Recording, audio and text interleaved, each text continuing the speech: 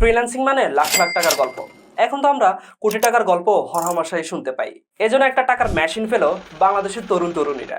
টুক করে কিবোর্ড টিপলে টপ করে ডলার পড়তে থাকে। জনমনে এখন এরকমই চিন্তাধারা তৈরি হয়েছে। ফ্রিল্যান্সিং করাই মানে লাখ বা কোটি টাকা ইনকাম, কতটুকু সত্য? আজকে আমি সেই সত্য অথবা মিথ্যা আপনাদের সামনে ক্লিয়ার করার চেষ্টা করবো। আমি Zakir Hossain Masud, co founder of Videoters, একই সাথে social media strategist at Microters. মূল ভিডিওতে যাওয়ার আগে জানাতে চাই, অনলাইন কেনাকাটায় কোয়ালিটিফুল প্রোডাক্ট কিনতে চাইলে ফেব্রি লাইভ থেকে ঘুরে আসতে পারেন। আর কুপন কোড ZH96 সাবমিট করলে পাবেন যে কোনো পণ্যের উপর 10% ডিসকাউন্ট। তো আমি মোটামুটি আমার ক্যারিয়ার শুরু করি ইউটিউবিং দিয়ে 2016 এবং 17 সালের দিকে। তখনকার সময়ে বর্তমান সময়ের মতো এত মানুষ ছিলেন না যারা অনলাইন ক্যারিয়ার বা অনলাইন প্রফেশন নিয়ে ভালো জ্ঞান রাখেন। আমজনতার কাছে তখন এই ফ্রিল্যান্সিং শব্দটা এভাবে আবির্ভাব হয়নি বর্তমান সময়ে যেভাবে সবার মুখে মুখে। ফ্রিল্যান্সিং এখন 300 কর্মীর বিশাল প্রতিষ্ঠান। তরুণদের অনেকেই এখন স্বপ্ন বুনেছে ফ্রিল্যান্সিং এ। ফ্রিল্যান্সিং করে মাসে আয় করছেন প্রায় 8 লাখ টাকা।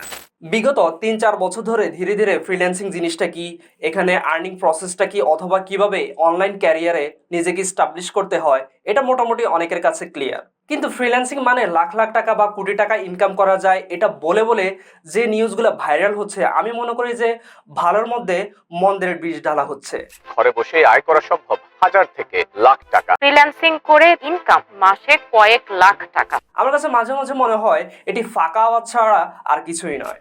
ফ্রিল্যান্সিং শুরু 3 মাসের মাথায় বা 6 মাসের মাথায় লাখপতি হয়ে যাওয়া বা কোটিপতি হয়ে যাওয়ার যে নিউজগুলো না, আমি মনে করি যে এগুলো totally biased news. Actually freelancing জিনিসটা এতটা সহজ না।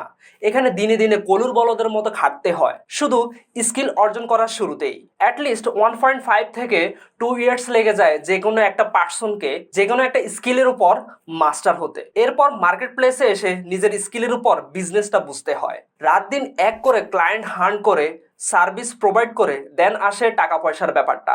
আমি ব্যক্তিগতভাবে যাদের ফলো করি তারা এই ইন্ডাস্ট্রিতে আছেন 10 থেকে 12 বছর ধরে।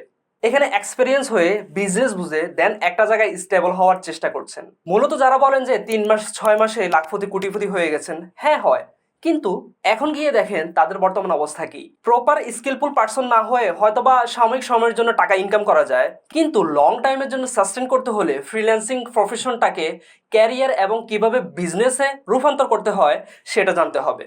আদারওয়াইজ অনেক পার্সনকেই দেখেছি যারা অল্প সময়ের ভিতরে লাখপতি হয়েছেন ঠিক, কিন্তু একটা সময় এসে ফ্রিল্যান্সিংটাকে বিদায় জানাতে চান। কারণ কঠোর পরিশ্রম, বিজনেস না বোঝা বা আপ টু ডেট না থাকলে এই ক্যারিয়ারে কখনো স্টেবল করা পসিবল না।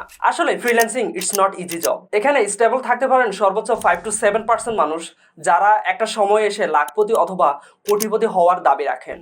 তো এই হলো ফ্রিল্যান্সিং এর আসল হালচাল। আমার কথাগুলোর সাথে একমত হলে অবশ্যই আপনি এই ভিডিওটা শেয়ার করতে পারেন, যাতে করে আরো 8-10 জন মানুষ আসলে ফ্রিল্যান্সিং জিনিসটা কি এটা নিয়ে সম্পূর্ণ ভালো ধারণা রাখেন।